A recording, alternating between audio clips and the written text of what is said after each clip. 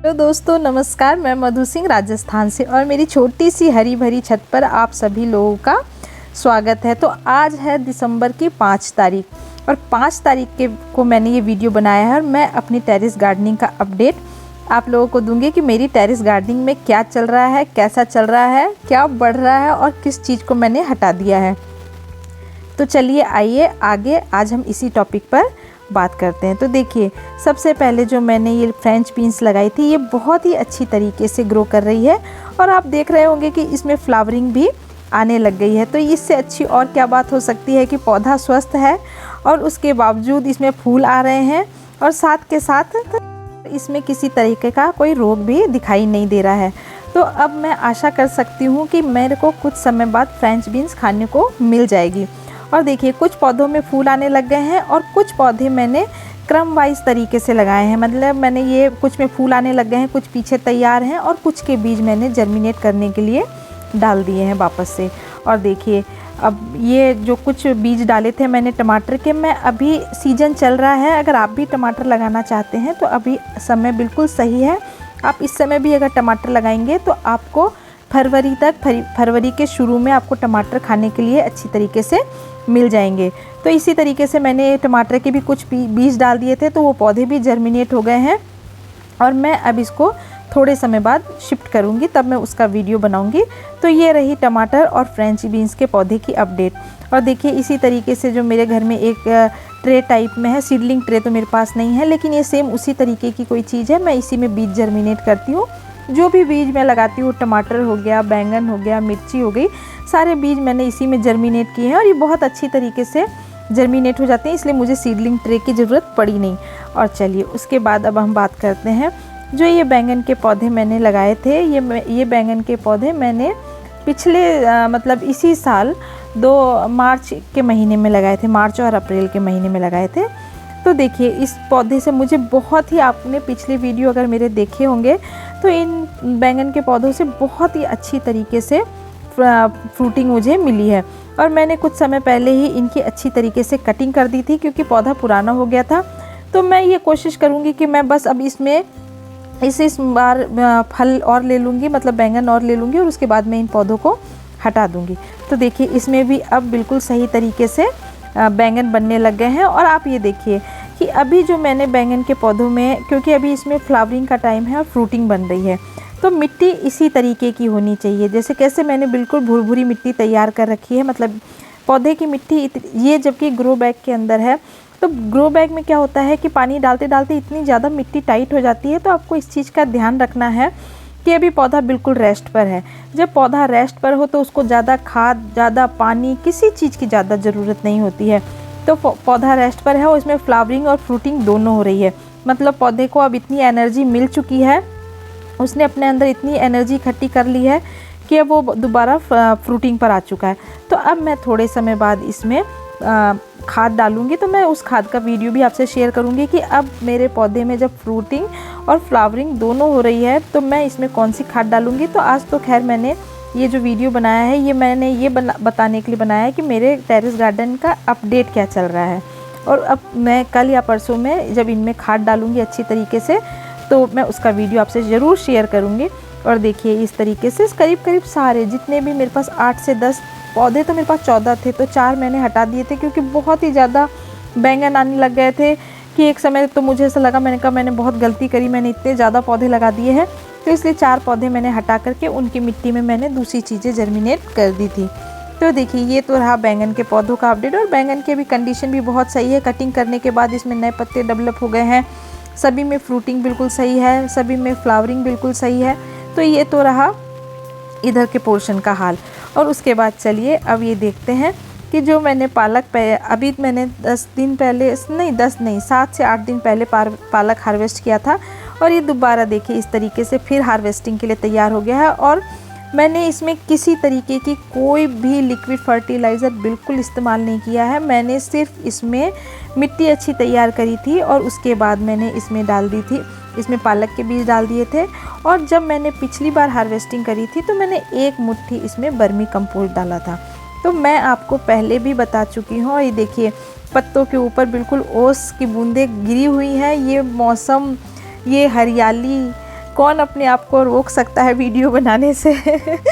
तो मैं तो छत पर आती हूँ और मुझे ऐसा सुकून मिलता है। मैं रोज़ नियम से आती हूँ और मैं आती तो सोचती हूँ कि एक राउंड लगा कर के आ जाती हूँ 10 मिनट में फटाफट। आने के बाद 2 घंटे 2.5 घंटे कहाँ चल जाते हैं पता नहीं चलता है। फिर भागी भागी नीचे आती हूँ, देखती हूँ क्या है नहीं है। तो चलिए खैर छोड़िए, तो घर गृहस्थी की बातें हो गई। तो देखिए इस तरीके से पालक दोबारा हार्वेस्टिंग के लिए तैयार है। और धनिया मैंने अभी एक बार भी हार्वेस्ट नहीं किया है, लेकिन इसकी कंडीशन भी मुझे बहुत अच्छी लग रही है। इसके पत्ते भी बिल्कुल सही हैं। मैंने इसमें भी किसी तरीके का लिक्विड फर्टिलाइज़र नहीं डाला है। मैंने सिर्फ अभी तक जो मिट्टी तैयार करी थी, मैंने सिर्फ उसी मिट्टी में अभी इसको रहने दिया है। मैंने अभी हार्वेस्टिंग नहीं करी है, तो इसलिए मैंने इसमें न कुछ भी फर्टिलाइज़र किसी तरीके का, ना लिक्विड फर्टिलाइज़र डाला है, ना मैंने ठोस वाला हार्ड वाला फर्टिलाइज़र, कुछ भी नहीं डाला है मैंने इसमें। सिर्फ मैंने मिट्टी अच्छी तैयार करी थी। और ये देखिए अच्छी मिट्टी तैयार करने का रिज़ल्ट यही होता है कि आप एक बार मिट्टी पर काम करिए, आपकी मेहनत उसी से रंग लाने लग जाएगी। आपको उसी मिट्टी से जो पहली फसल मिलेगी उससे हार्वेस्टिंग आप कर सकते हैं। और देखिए आपको इस चीज़ का ध्यान रखना है कि हमेशा धनिए के पौधे में मिट्टी में मॉइस्चर बना रहना चाहिए, गीलीपन रहनी चाहिए मिट्टी में, हमेशा मिट्टी गीली रहनी चाहिए, क्योंकि इसके पत्ते बहुत सॉफ्ट और बहुत पतले होते हैं। तो ये अपने आप में पानी को स्टोर नहीं करती, इसलिए आपको इसको मिट्टी को गीला रखना ही पड़ता है। और ये देखिए तीसरे नंबर पर जो ग्रो बैग है उसमें मैंने ये लाल वाली भाजी लगाई है। ये भी बिल्कुल सही कंडीशन में मुझे दिख रही है। और इसमें मैंने थोड़ा सा वर्मी कंपोस्ट एक बार और छिड़का है, क्योंकि मुझे ऐसा लग रहा था कि ये कुछ इतनी एहतियात बरतने के बावजूद भी ये थोड़ा सा घना लग गया है। तो घना लग जाने के कारण मेरे को लग रहा है इसकी ग्रोथ थोड़ी सी धीरे है। तो खैर कोई बात नहीं है, ये थोड़ा बढ़ता भी धीरे है। जो ये लाल वाली भाजी है, या जो लगाते हैं, जिन्होंने लाल वाली भाजी कभी लगाई है, चौलाई लगाई है, तो वो शायद जानते होंगे कि ये धीरे धीरे ये धीरे ग्रोथ करता है। अब ये किस कारण से धीरे ग्रोथ करता है, क्योंकि इसी के साथ मैंने पालक भी लगाया था और धनिया भी लगाया था। सेम मिट्टी बनाई थी, सेम प्रोसेस था, लेकिन वो हार्वेस्टिंग के लिए तैयार हो चुका है और ये भी ज़मीन में आराम फरमा रहे हैं। तो यही है। और साथ में देखिए ये जो मेरा गुड़हल का पौधा है, ये पौधा मेरा 3 साल पुराना है। हाँ, लगभग 3 साल पुराना, 3 से 4। मेरे टेरेस गार्डनिंग का सबसे पुराना मेंबर है। ये जो दोनों पौधे हैं गुड़हल के, ये मेरी टेरेस गार्डनिंग की शुरुआत के पौधे हैं। ये मेरे शुरुआत के साथी हैं कि सबसे पहले मैंने इन्हीं को कलम से डंडी लेकर के आए थे, और लॉकडाउन शायद मार्च के महीने में लगा था।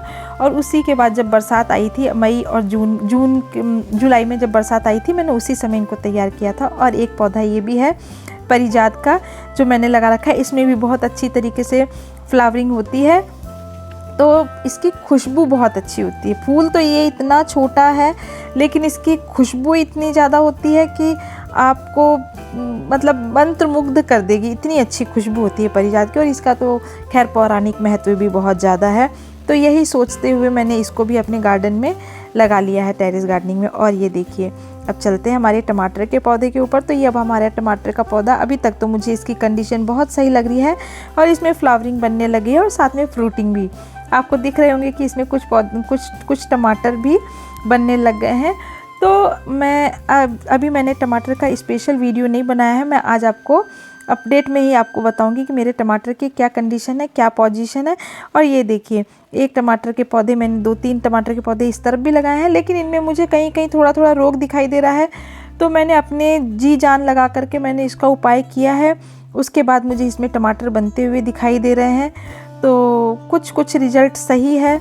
अगर मान लीजिए कि अगर रोग आता भी है और अगर 60% भी टमाटर बन जाते हैं, तो इसमें कोई हमको दिक्कत नहीं है। क्योंकि टमाटर अगर आते हैं तो एक पौधे में कम से कम 70 से 80 टमाटर, आप 100 टमाटर भी कह सकते हैं।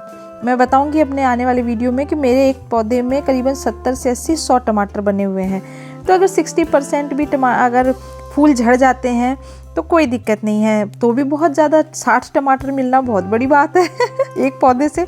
और ये देखिए ये मेरा मिर्ची के पौधे का अपडेट देखिए, ये भी बिल्कुल सही तरीके से फ्लावरिंग पर है, फ्रूटिंग पर है।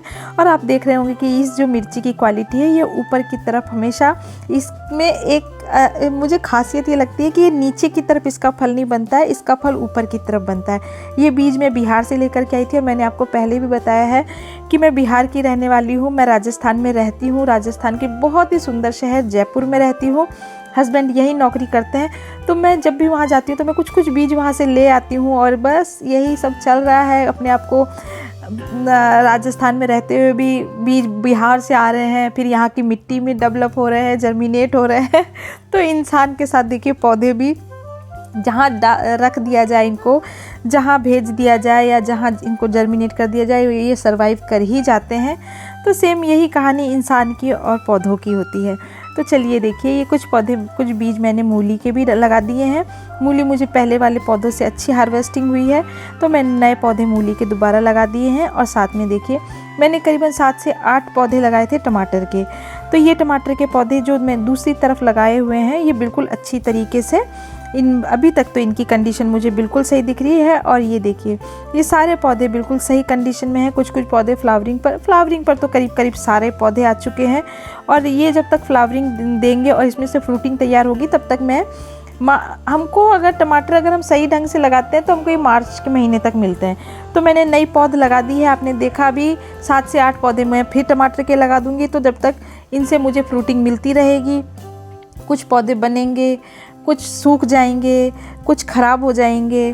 तो इसलिए मैं हमेशा कहती हूँ कि बीज आप थोड़ी सी ज़्यादा मात्रा में लगाएं, पौधे आप ज़्यादा लगाएं, ताकि क्योंकि 100 में से 100 रिज़ल्ट तो बहुत मुश्किल होता है।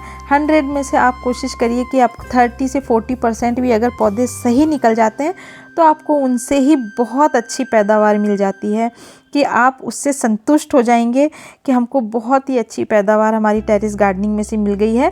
तो मैं आपसे यही कहूँगी कि आप थोड़े से ज़्यादा बीज डालें, ज़्यादा पौधे लगाएं। ज़्यादा लगाएंगे, कुछ लगा देंगे, कुछ वेटिंग में रखेंगे, फिर कुछ बीज डाल देंगे, क्रम वाइज तरीके से आप करें।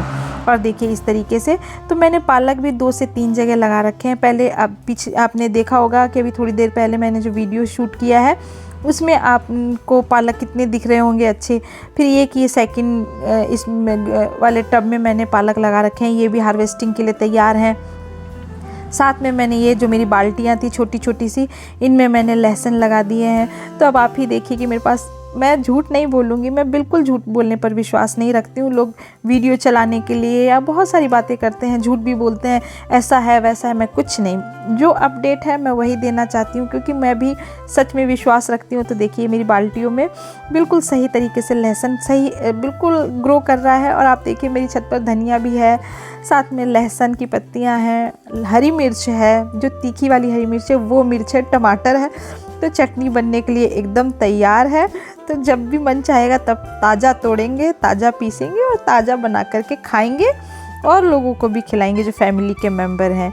तो इससे अच्छा और क्या हो सकता है अगर आप टेरेस गार्डनिंग करते हैं तो।